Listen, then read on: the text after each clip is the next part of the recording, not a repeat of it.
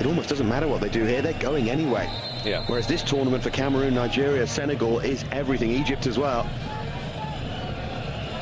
Well, he's got to carry them through for another couple of years. Suddenly, this tournament's become the focus for the big teams in Africa. Well, the traditionally big teams. Togo, Angola, Ghana and Ivory Coast and Tunisia qualified fair and square.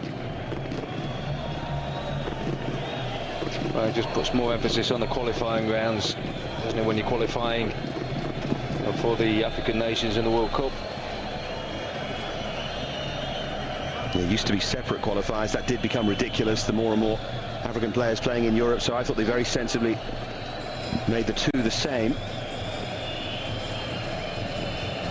Top side in each group going to the World Cup, but the top three plus Libya, who finished fourth in theirs in the Egypt group, going through to this tournament,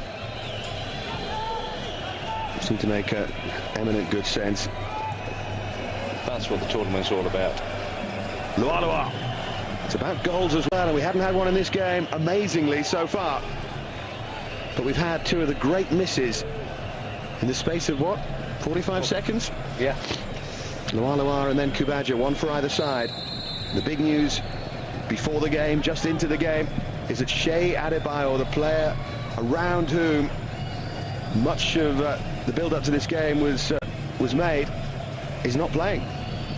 He's on the team sheet for Togo, a new Arsenal signing, and he doesn't play, presumably a late injury. Drilled in by Lualua. His first real sight of goal. His first sight of goal with a shot from outside the 18-yard box. Be disappointed that he's not got it on target. It was there to be hit. He's sat up nicely. I think all in all it's been a pretty even first half. It's ebbed and flowed a bit. One side's been strong for a period of 10-15 minutes, then the others got back on level terms again. I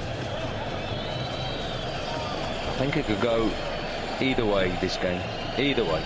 If you've just tuned in and you see that it's 0-0 and you do one of those little flicking round and think, oh, it's 0-0, I'm going to not bother watching this. It's not really a 0-0 game. It could easily be 4-4. If anyone could have finished, it would have been. I'd suggest that you just stick with us. I suppose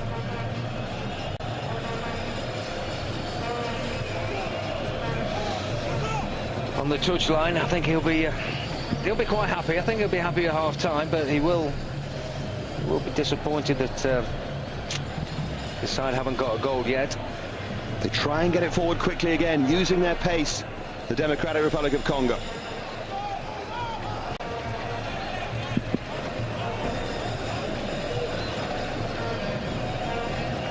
Ate Udei. Haven't seen too much of him so far. Forward by Matumona. Lamana Lualua looking in space for Mbuta. Great move! Oh, he's so unlucky. Oh. He did everything right, Mbuta, and somehow it doesn't go in. And Claude Leroy can't believe it. It sums up the half for them. Well, a perfectly weighted pass from Lualua. Mbuta was just encouraged to go on and finish the move off first time. Hit the shot across the keeper. Did everything right. You thought once it hits the inside of the post, it's just going to find the back of the net. Well, then it's a question of which way the ball's turning and how it spins, and it was against the Democratic Republic of Congo. Sums up Mbuta's contribution so far, though. He is the one who's supporting Lualua.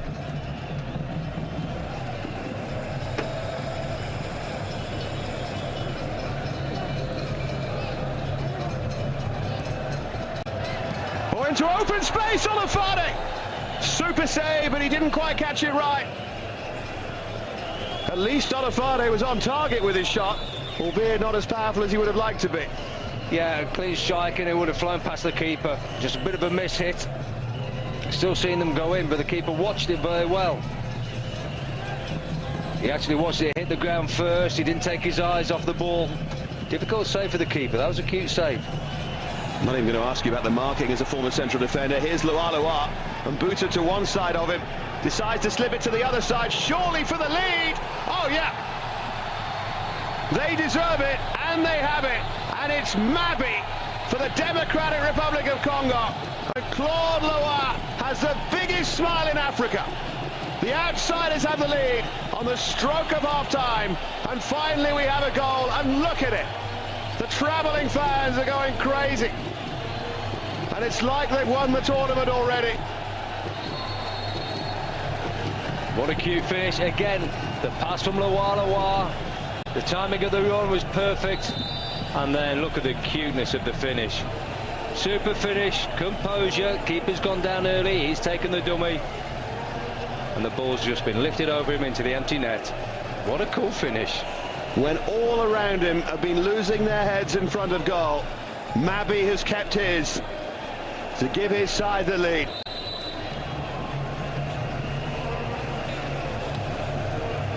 Fantastic.